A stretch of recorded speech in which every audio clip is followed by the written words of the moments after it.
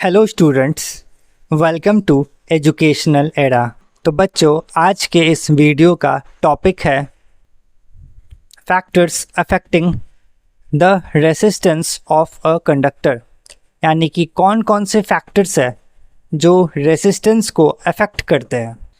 सबसे पहला जो फैक्टर है वो है लेंथ ऑफ द कंडक्टर, यानी कि रेसिस्टेंस कंडक्टर के लेंथ पे डिपेंड करता है। अगर लेंथ बड़ा है तो रेसिस्टेंस ज़्यादा होगा, अगर लेंथ कम है तो रेसिस्टेंस कम होगा। So that means R is directly proportional to L, that is length of the wire or length of the conductor. The next one is area of cross section, that is thickness. तो अगर area of cross section की बात करें तो R, that is resistance, is inversely proportional to the area of cross section. That means when the area of a cross section of a wire is doubled, its resistance gets halved. तो inversely proportional का मतलब यही होता है बच्चों कि अगर एक यूनिट बढ़ रहा होता है तो दूसरा घटेगा। And if the area of a cross section of a wire is halved, यानी कि एरिया ऑफ क्रॉस सेक्शन अगर हाफ हो जाता है, आधा हो जाता है, then its resistance will gets doubled, तो उसका जो रेसिस्टेंस है वो डबल हो जाता है। And here is a quick note that a thick wire has less resistance, यानी कि जो थिक वायर, थिक मीन्स मोटा, थिन मीन्स पतला, तो अगर जो मोटा वायर है उसका जो रेसिस्टेंस होता है वो कम होता है।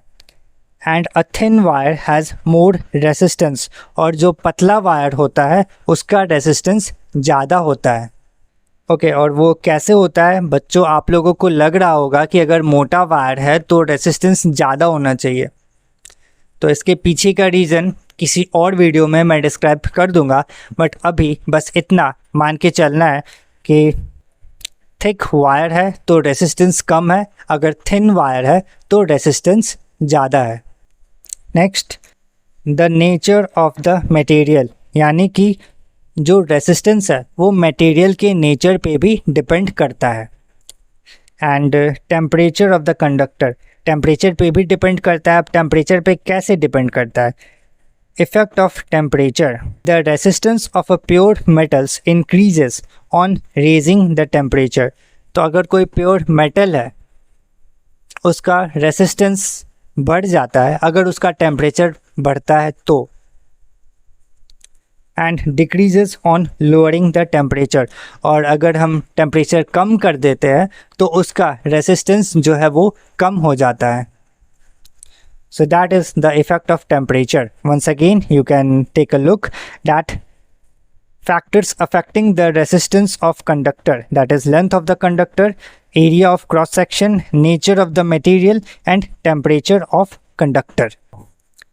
So that's all for today in this video. Thank you so much for watching, and please do subscribe to Educational Era. Thank you.